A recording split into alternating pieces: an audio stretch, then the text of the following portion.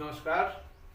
आज हम आपसे बात करेंगे चुनाव के दौरान की गई दादागिरी और गुंडई के बारे में। हम आपसे बात करेंगे चुनाव में महिला मतदाताओं की भूमिका के बारे में। हम आपसे बात करेंगे भाजपा के संकल्प पत्र के बारे में। इसके अलावा हम बात करेंगे प्रधानमंत्री नरेंद्र मोदी के करिश्माई व्यक्तित्व के बारे में। साथ ही हम एक ताज़ा तरीन घटना पे भी चर्चा करेंगे और वो है एक फिल्म द कश्मीर फाइल्स। इसको लेके बहुत ज़्यादा चर्चा चल रही, उस पर भी हम आपसे बात करेंगे। बात करते हैं द कश्मीर फाइल्स से। गत दिनों शुक्रवार को एक नई film the Kashmir files release हुई है। ये फिल्म कश्मीर में कश्मीरी पंडितों के साथ की गई नाइंसाफी और अराजकता पर आधारित है।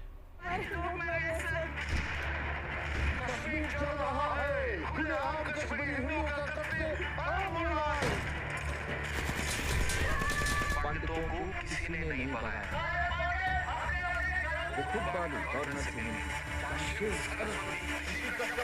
कश्मीर हमारा था, जहाँ पंचतंत्र लिखा गया वो कश्मीर हमारा था। तुम जानता ही क्या है कश्मीर के बारे में? Kashmir has never been an integral part of India, and this is a historical fact.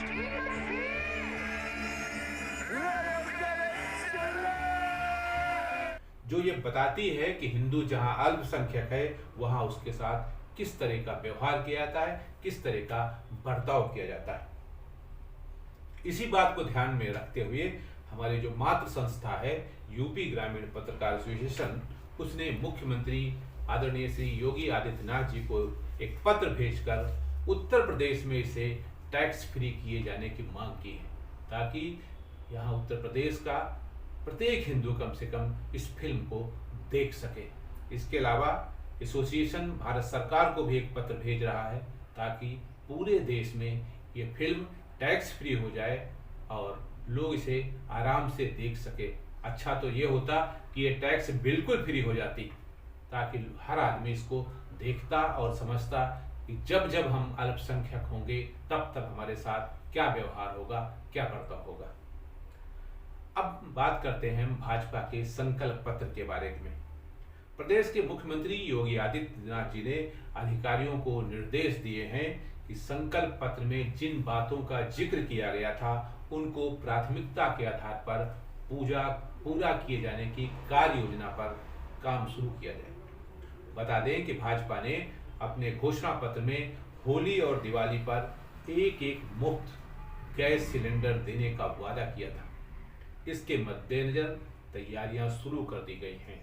वैसे होली बहुत नज़दीक है, फिर भी सरकार का ये प्रयास है कि होली से पहले किसी न किसी हालत में एक सिलेंडर मिल जाए।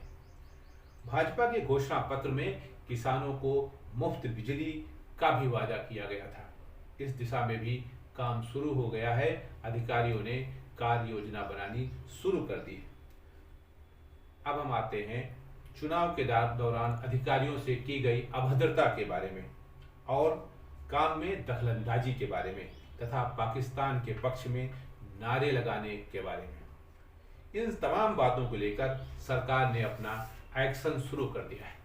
सबसे पहला एक्शन मुख्तार अंसारी के पुत्र पर हुआ है, जिसमें कई सुसंगत धाराओं के अंतर्गत उन पर मुकदमा दर्ज कर दिया गया है। बता दें कि चुनाव के दौरान उन्होंने एक चुनावी सभा में कहा था कि अखिलेश भैया से बात हो गई है, जो सरकार बनते ही अधिकारियों के तुरंत ट्रांसफर नहीं किए जाएंगे, बल्कि 6 महीने का समय दिया जाएगा ताकि उनसे हिसाब किताब चुकता किए जाए।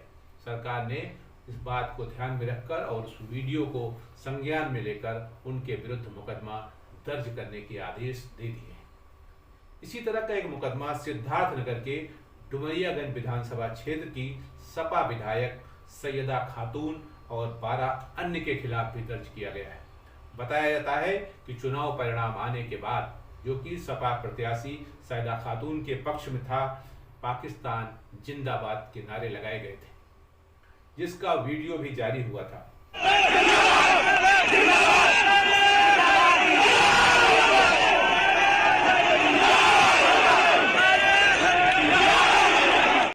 इसी तरह आगरा जिले में मतगणना से पहले मंडी समिति में हंगामा करने और अधिकारियों की गाड़ियों को चेक करने के मामले में आरएलडी के जिला अध्यक्ष तथा सपा के पूर्व 2 जिला अध्यक्ष समेत 25 नामजद तथा 60 अज्ञात लोगों के खिलाफ मुकदमा दर्ज करा दिया गया है।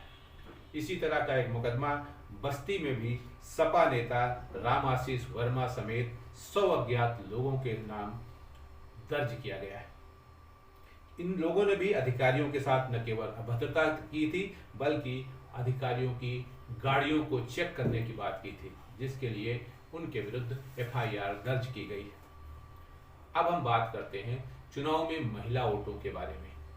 चुनाव में यदि महिला वोटों की बात की जाए तो पता चलता है कि बीजेपी को जो 41.3% वोट मिले हैं उसमें पुरुषों की अपेक्षा महिलाओं का प्रतिशत 16% ज्यादा है। अगर इन 16% महिलाओं का वोट सपा के पक्ष में, यानी सपा को 32.1% वोट मिला है, उनके साथ मिल जाता तो भाजपा पिछड़ जाती। मतलब ये है कि इस 2022 का जो चुनाव हुआ है, अभी संपन्न हुआ है, उसमें महिलाओं की बहुत अहम भूमिका रही है। रिपोर्ट के अनुसार मुस्लिम बाहुल इलाके में 82% तथा यादव बाहुल इलाके में 83% लोगों ने सपा को वोट दिया, जबकि गैर यादव ओबीसी का एक बहुत बड़ा हिस्सा भाजपा को मिला। आंकड़ों के अनुसार स्वामी प्रसाद मौर्य, धर्म सिंह सैनी तथा चौहान ने तमाम प्रयासों के बावजूद 67% गैर यादव ओबीसी ने भाजपा को वोट दिया। यादव मुस्लिम के अलावा किसी अन्य का 50% से अधिक वोट सपा को नहीं मिला, जबकि 70% ब्राह्मण तथा 72% राजपूतों ने भाजपा को वोट दिया। साथ ही गैर जाटों दलितों का भी बड़ा वोट भाजपा को मिला था। आंकड़ों के मुताबिक 53% वोट भाजपा को इस तबके का मिला था, यानी कि दलित बिरादरी का, जबकि जाटो वोटों का 63% बसपा को मिला। रिपोर्ट के मुताबिक पुरुषों द्वारा समझाए जाने या विरोध किए जाने के बावजूद महिलाओं ने भाजपा के पक्ष में वोट दिया। उसका कारण आप सब भली भांति जानते हैं। लाभार्थी में उनका नाम सबसे ऊपर, कार्ड में उनका नाम सबसे ऊपर, मकान में उनका नाम सबसे ऊपर, अन्य सुविधाओं में उनका नाम सबसे ऊपर।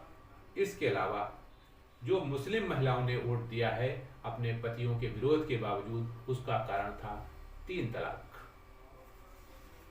अगर लाभार्थियों की बात की जाए तो 72% लाभार्थियों ने भाजपा के पक्ष में वोट दिया है। अंत में हम बात करेंगे मोदी मैजिक के बारे में। प्रधानमंत्री नरेंद्र मोदी का मैजिक अभी बदस्तूर जारी है। उनकी जो परफॉर्मेंस है, उनकी जो रेटिंग है, उसमें कहीं कोई गिरावट अब तक नहीं आई है और फिलहाल ये उम्मीद भी नहीं की जा सकती कि 2024 में लोकसभा का चुनाव होना है, उसमें कोई बहुत बड़ा बदलाव आएगा। शायद बिल्कुल नहीं, क्योंकि भाजपा ने न केवल 2024 की अभी से तैयारी शुरू कर दी है, बल्कि गुजरात में तो उन्होंने प्रचार भी शुरू कर दिया। प्रधानमंत्री नरेंद्र मोदी ने 2 दिन पहले भाजपा का चुनाव प्रचार गुजरात से शुरू किया था।